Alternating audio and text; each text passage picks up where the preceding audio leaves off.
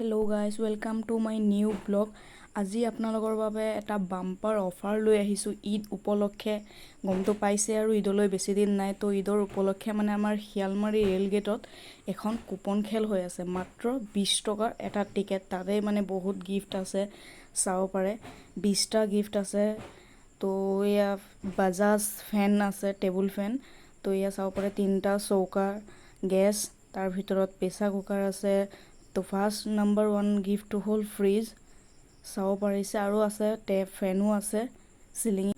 তো তাৰে ভিতৰত মানে মই 5টা টিকেট দিলে চাচাই মোক কৈছে মানে দোকানত চেলিং কৰিবলৈ কাৰণে। ইয়াৰে ভিতৰত ভাবিলোঁ এখন বুক খুলি চাওঁ বাৰু কি কি আছে।